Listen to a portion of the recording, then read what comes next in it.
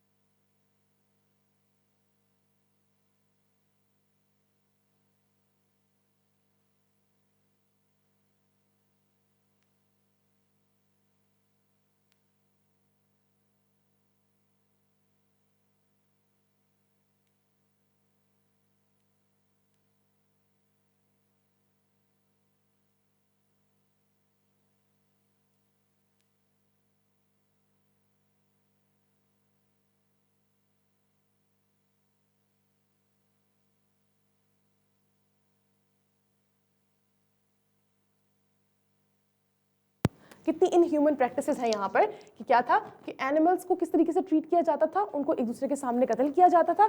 اس کے علاوہ they were also I just lost the line. Okay, they used to tie animals together and kill animals in front of other animals. There were also customs where some body parts of animals were cut while they were still alive. اور کسی جانور کا کسی body part کو کاٹ دیا جاتا تھا جبکہ جانور زندہ ہوتا تھا. تو دیکھیں یہ کتنی ایک ان ہیومن چیز ہے اور کتنا ظلم ہے, تو کس طریقے سے جانوروں پر ظلم کیے جاتے تھے. پھر کیا ہے, there were also customs where یہ ہم نے پڑھ لیا ہے, ہم اس کے بعد موو کرتے ہیں. Okay, it was also a tradition among some Arab tribes that when the owner of the rider of an animal died, his riding animal was tied to his grave and was starved to death. Okay, تو just imagine کہ ایک بندہ جو کہ خود مر گیا ہے اور وہ جو اس کا جانور تھا, اس جانور کو بھی کیا کیا جاتا تھا, اس کی گریو پہ باندھ دیا جاتا تھا, اس کی قبر پہ باندھ دیا جاتا تھا, اور وہ بھوک سے کیا کرتا تھا, مر جاتا تھا. تو دیکھیں کتنی ان ہیومن پریکٹسز تھیں اسلام سے پہلے, اور اس ٹائم پر اسلام آیا. پھر paragraph number 4, the advent of Islam marked a transformative period in the treatment of animals. تو جب اسلام کا ایڈوینٹ ہوا, جب اسلام آیا, تو اس ٹائم پر کیا ہوا, اس نے کیا کیا, اس نے ٹرانسفارم کر دیا. ٹھیک ہے, that was a transformative period in the treatment of animals. ٹھیک ہے, کہ اینیملس کو ٹریٹ کرنے میں ایک بہت ہی ٹرانسفارمیشن آ گئی. جس طریقے سے ہر چیز کے اندر ٹرانسفارمیشن آئی اسلام کے آنے سے, اس طریقے سے یہ صرف اس کا ایک ایسپیکٹ ہے. Numerous references in the Holy Quran and Hadith provide guidance on the ethical treatment of animals. تو اب ہمیں پتہ ہے کہ قرآن پاک کے اندر بہت سارے ریفرنسز موجود ہیں. ان ریفرنسز کے اندر جانوروں سے کس طریقے سے پیش آنا ہے, ان چیزوں کے بارے میں ڈسکس کیا گیا ہے. پیراگراف نمبر 5 پہ آتے ہیں. There are more than 200 ayahs in the Quran dealing with animals and 6 surahs of the Quran are named after animals or insects. اب آپ دیکھیں کہ اس جو قرآن پاک کے اندر 200 آیات ہیں, ٹھیک ہے, 200 سے زیادہ آیات ہیں, ٹھیک ہے, جن کے اندر اینیملس کا ذکر کیا گیا ہے, ٹھیک ہے, کہ ان کو کس طریقے سے ڈیل کیا جائے. اوکے, اور اس کے علاوہ ہمارے پاس 6 سوراز قرآن کی ایسی ہیں جو کہ جن کا نام ہی اینیملس کے نیم پر ہے. اب وہ کون کون سی ہیں؟ سب سے پہلے سورۃ البقرہ, ٹھیک ہے, جو قرآن پاک کی جو 2 نمبر کی سورہ ہے, اس کا نام ہی ہے the cow. پھر ہے جو 6 نمبر سورہ ہے وہ کیا ہے, سورہ الانعام, ٹھیک ہے, وہ کیا ہے, the cattle. پھر سورہ نحل, ٹھیک ہے, the bees کے بارے میں ہے. پھر کیا ہے, سورہ النمل, نمل کس کے بارے میں ہے, اینٹس کے بارے میں. پھر کیا ہے, سورہ العنکبوت, عنکبوت کیا ہے, اسپائڈر کے بارے میں, ٹھیک ہے, اور پھر کیا ہے, سورہ فیل, ہاتھی کے بارے میں, ایلیفنٹ کے بارے میں. These verses highlight the interconnectedness of all living beings and emphasize the value and benefits that animals bring to human life. اب جتنی اس طرح کی ورسز قرآن پاک میں ذکر ہوا ہے یا جتنی یہ سوراز کا ذکر کیا گیا ہے, یہ سب کیا دکھاتی ہیں, یہ انٹر کنیکشن دکھاتی ہیں کہ جانوروں کا, انسانوں کا, سب کے اندر کتنا کنیکشن ہے. جتنی بھی مخلوقات ہیں, ہر مخلوق کے بارے میں قرآن پاک کے اندر ذکر کیا گیا ہے. اور یہ دیکھیں 6 سوراز کا نام جو ہے وہ اگر آپ کے پاس اینیملز یا پھر انسیکٹس پہ رکھا گیا ہے تو یہ کیا شو کر رہا ہے, یہ شو کر رہا ہے ان کی امپورٹنس ہے. ٹھیک ہے, let's move forward. Paragraph number 6. There is not an animal on the earth nor a bird that flies on its wings, but there are communities like you. ٹھیک ہے, تو یہ کیا بتایا جا رہا ہے, یہ بھی ان کو ریلیٹ کرایا جا رہا ہے انسانوں کے ساتھ کہ کیا ہے کہ کوئی بھی اینیمل اکیلا نہیں ہے یا ایک برڈ نہیں ہے, وہ کیا ہے, وہ سب کے سب کمیونٹیز میں رہتے ہیں جس طریقے سے ہم انسان رہتے ہیں. تو کیا ہے, ان کو انسانوں کو سب تشبیہ دی جا رہی ہے, بتایا جا رہا ہے کہ انسانوں کی طرح ہی ہیں. ٹھیک ہے. At another place Allah says, and the grazing livestock he has created for you, in them is warmth and benefits, and from them you eat. اب یہ دیکھیں, یہ سورہ نحل کی آیت نمبر 16 ہے, آیت نمبر 5 ہے, جس کے اندر کیا ڈسکس کیا جا رہا ہے, and the grazing life stock. Grazing کیا ہوتا ہے, جو کھاتے ہیں, گھاس کھاتے والے جانور. ٹھیک ہے, ان کے اندر کیا ہے, ہی ہیز کریٹڈ فار, اللہ تعالیٰ نے انسانوں کو کہہ رہے ہیں کہ تمہارے لیے کریٹ کیے ہیں, تمہارے لیے بنائے ہیں. In them is warmth and benefits, اس کے اندر تمہارے لیے کیا ہے, وارمتھ ہے, ہیٹ ہے. ٹھیک ہے, اس کے علاوہ کیا ہے, بینیفٹس ہیں, and from them you eat, اور ان میں سے تم کھاتے ہو. تو جس چیز سے انسان اتنی ہیلپ لے رہا ہے, وہ اتنی بینیفیشل ہے, تو اس کی رسپیکٹ کرنا بھی ضروری ہے, اور اس کے لیے وہی فیل کرنا جو اپنے لیے فیل کرتے ہیں وہ ضروری ہے. ٹھیک ہے, because they also feel happiness, they also feel sadness, وہ ان کو پین فیل ہوتا ہے ان کو اس طرح سے جس طرح سے ہمیں سب چیزیں فیل ہوتی ہیں. پھر پیراگراف نمبر 8 پہ چلتے ہیں.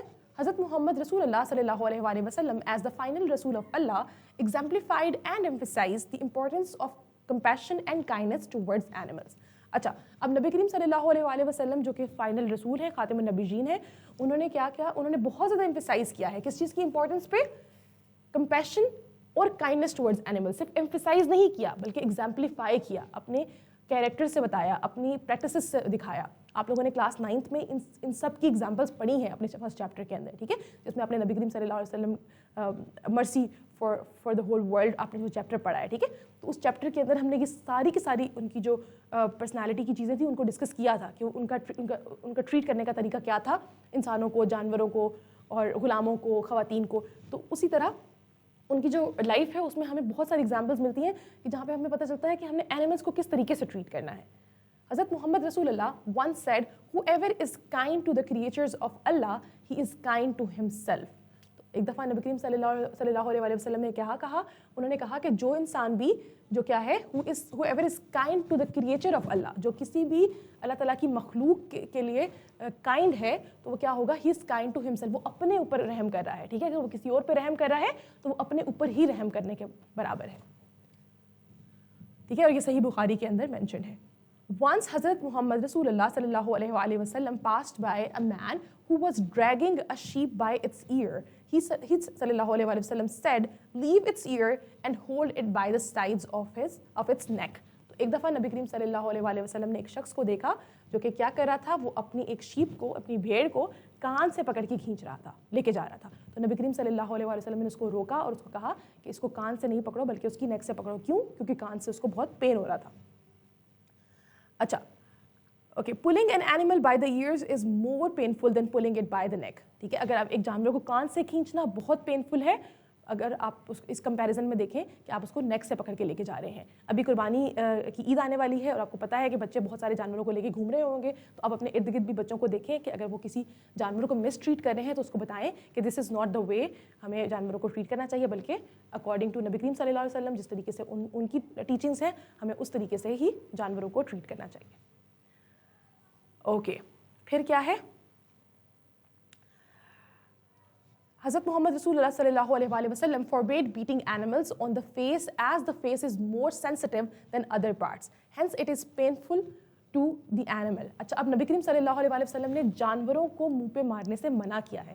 اب سوچیں جانوروں کے لیے یہ تعلیمات ہیں تو انسانوں کے لیے کیا ہوں گی, ٹھیک ہے. آج کل ہم نے دیکھا ہے کہ بیکاز آف میڈیا اور بہت ساری چیزوں کی وجہ سے تھپڑ مارنے کی پریکٹس بہت زیادہ عام ہو گئی ہے ہماری سوسائٹی کے اندر.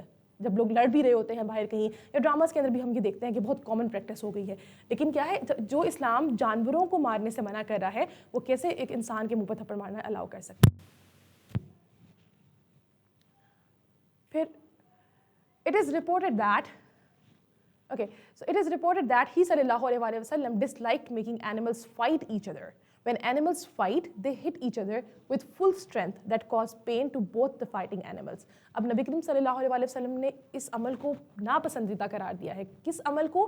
کہ آپ جانوروں کی لڑائی کرائیں, ٹھیک ہے. یہ بھی ایک پریکٹس ہے جو کہ بہت سارے علاقوں کے اندر ہوتی ہے جہاں پہ لوگ اپنے ڈفرینٹ طرح کے جانوروں کو لڑاتے ہیں. تو یہ کیا ہے, یہ ایک بہت ہی ناپسندیدہ عمل ہے جو کہ جانوروں کو لڑانا ہے. اس سے کیا ہوتا ہے, جب دونوں جانور اپنی پوری طاقت ایک دوسرے پہ لگاتے ہیں تو وہ کیا کرتے ہیں, وہ ایک دوسرے کو پین دیتے ہیں, خود کو, دونوں جانوروں کو پین ہوتا ہے.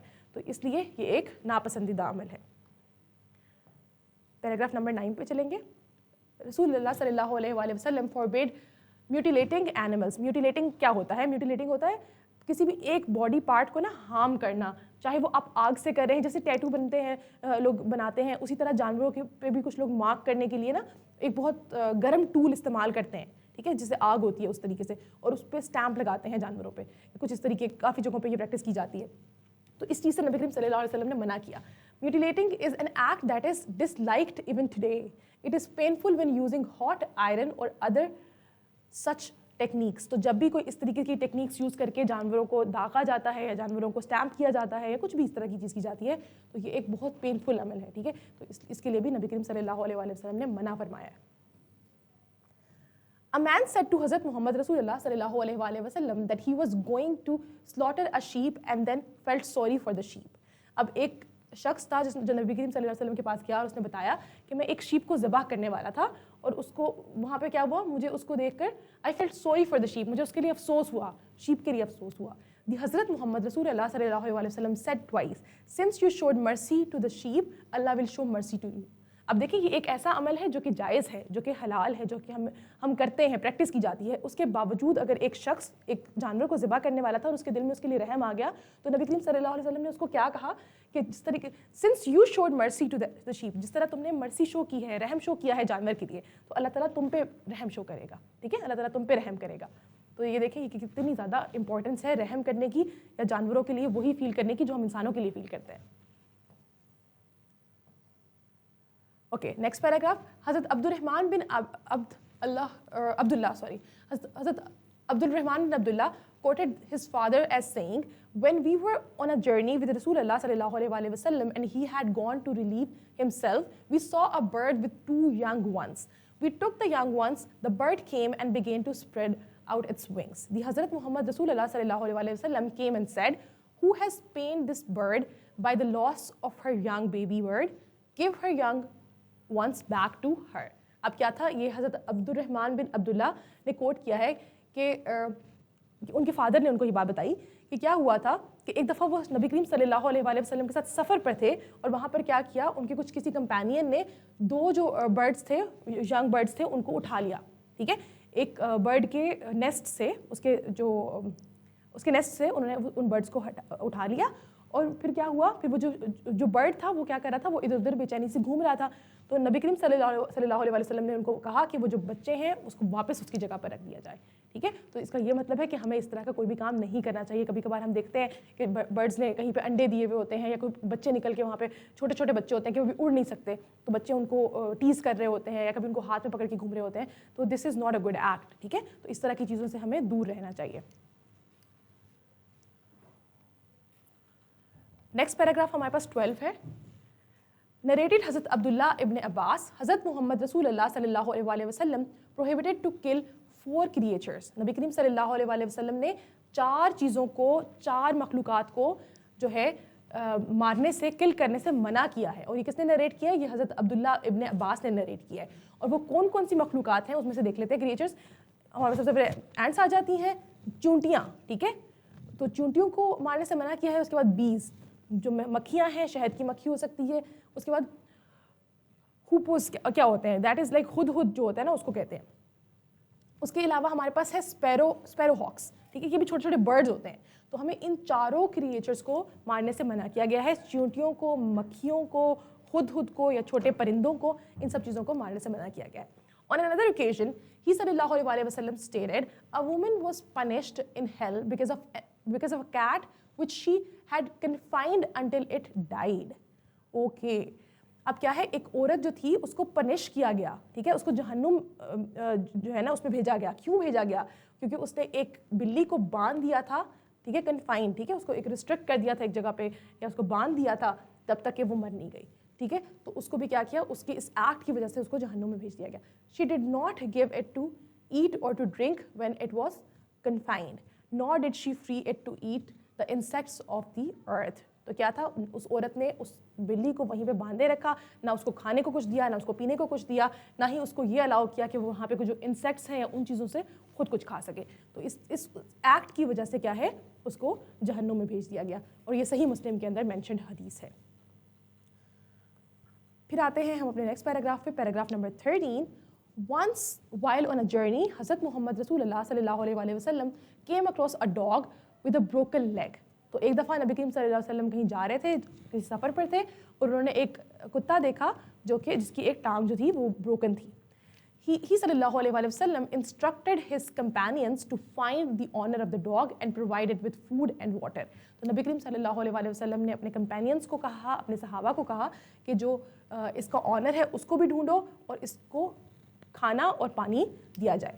This incident exemplifies the Hazrat Muhammad sallallahu alaihi wa sallam Rasulullah concern for the welfare of animals even in seemingly minor situation. تو نبی کریم صلی اللہ علیہ وسلم کی جو ایگزامپلس ہیں یا ان کا جو کنسرن ہے ٹورڈز اینیمل کسی بھی سچویشن کے اندر, چاہے وہ مائنر سچویشن ہو یا وہ میجر سچویشن ہو, اس کے اندر کہ وہ جانوروں کو کس طریقے سے ٹریٹ کرتے تھے, یہ ہمارے لیے سب کے لیے کیا ہے, یہ ہمارے سب کے لیے ایک ایگزامپل ہے. Let's move forward. There is a well-known story where a camel complained to the Hazrat Muhammad Rasulullah sallallahu alaihi wasallam about the mistreatment it endured. He sallallahu alaihi wasallam took immediate action, demonstrating that animals have the right to be treated with dignity and care. अब क्या है, یہ بھی ایک بہت well known story ہے جس میں ہم نے سنا ہے کہ کیا ہے کہ ایک کیمل نے نبی کریم صلی اللہ علیہ وسلم کے پاس آ کے شکایت کی کہ اس کا جو مالک ہے وہ کیا کرتا ہے, وہ اس کو مس ٹریٹ کرتا ہے, وہ اس کو اچھے طریقے سے ٹریٹ نہیں کرتا. تو نبی کریم صلی اللہ علیہ وسلم نے کیا کیا, انہوں نے فوراً امیڈیٹ ایکشن لیا, ٹھیک ہے. اور یہ کیا شو کر رہا ہے, یہ شو کر رہا ہے کہ وہ کتنا خیال کرتے ہیں, کتنا خیال کرتے تھے کس چیز کا, انسانوں کے ساتھ ساتھ جانوروں کے بھی رائٹس کا, ٹھیک ہے. دیز حدیث under line his teachings on kindness and responsibility towards animals, emphasizing that cruelty towards them is considered a grave offense. grave کا مطلب ہوتا ہے بہت بڑا, ٹھیک ہے, extreme, major sin. تو کیا ہے کہ ہمیں کیا بتایا جا رہا ہے, ان حدیث سے ہمیں پتہ چل رہا ہے کہ kindness اور responsibility towards animal is important, اور اس کے ساتھ ساتھ اگر ان کے ساتھ برا سلوک کیا جائے گا, جانوروں کے ساتھ ان کی cruelty کی جائے گی, ظلم کیا جائے گا, تو وہ کیا ہے, وہ ایک بہت بڑا گناہ ہے, grave offense, ٹھیک ہے. اس کو ہم کہہ سکتے ہیں major sin. Let's move forward. اسلام's teachings on animal rights are not confined to a particular time or place. جو اسلام کی ٹیچنگس ہیں اینیمل رائٹس کے لیے وہ ایک جگہ کے لیے کنفائنڈ نہیں ہے, ریسٹرکٹیڈ نہیں ہے صرف ایک جگہ کے لیے. کنفائنڈ کا مطلب ہوتا ہے ریسٹرکٹیڈ ہونا کسی ایک جگہ کے لیے, لمیٹیڈ نہیں ہے, ٹھیک ہے, ایک ٹائم کے لیے یا ٹائم یا جگہ کے لیے. They provide a timeless and universal framework for ethical behavior towards animal.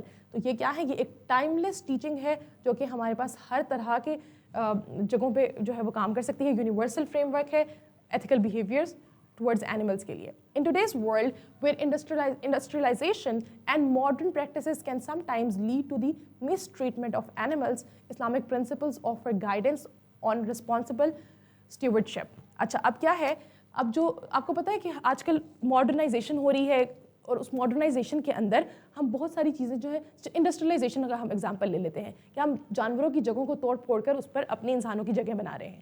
تو یہ کیا ہے, اس طرح کی ٹیچنگس کو, اس طرح کی پریکٹسز کو روکنے کے لیے بھی ہم اسلامک ٹیچنگس کا استعمال کر کے کیا کرتے ہیں, ہم اپنی ان چیزوں کو واپس لے کر آتے ہیں, ٹھیک ہے.